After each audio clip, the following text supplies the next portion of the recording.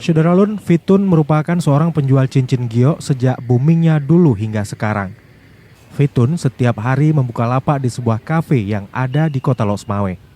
Namun sekarang ini atau sejak masa pandemi COVID-19, omset penjualannya menurun drastis. Di samping itu juga harga cincinnya anjlok. Fitun kepada serambinews.com pada Rabu hari ini menjelaskan, dirinya selama ini menjual cincin dengan berbagai jenis batu. Sebelum pandemi, diakuinya omset penjualan tiap harinya bisa laku di atas 10 cincin.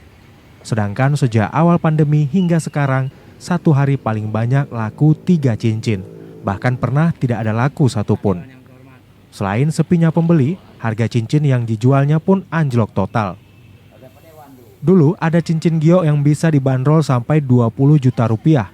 Sekarang ini, dengan jenis dan ukuran yang sama, paling hanya laku sekitar 3 juta rupiah. Namun Fitun begitu menikmati profesi ini, makanya hingga kini ia tetap bertahan untuk menjual cincin giok. Baik, Pak Saiful dari Serambi, terima kasih atas wawancaranya. Kalau lagi pandemi ini agak kurang, Bang.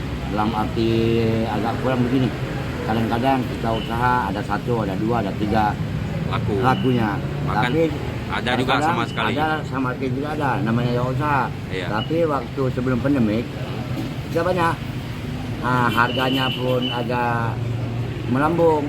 Kalau harga dulu sebelum pandemik 15, 10 juta. Kalau sekarang yang 10 juta itu bisa 3 juta, 2,5 juta. Kita lihat yang penting diskon lah. Diskonnya.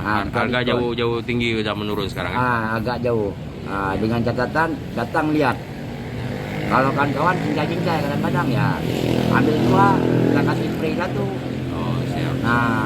Ada juga free aja nggak ada? Nggak ada, kalau free aja saya minta kalau kawan-kawan tuh ongkos asa batunya aja, harga batu sama ongkos. Oke. Ya, intinya kita tetap terus bertahan dengan profesi kita menjual batu giok ya, walaupun sunyi. Dari Losmawe, Saiful Bahri, Serambi On TV.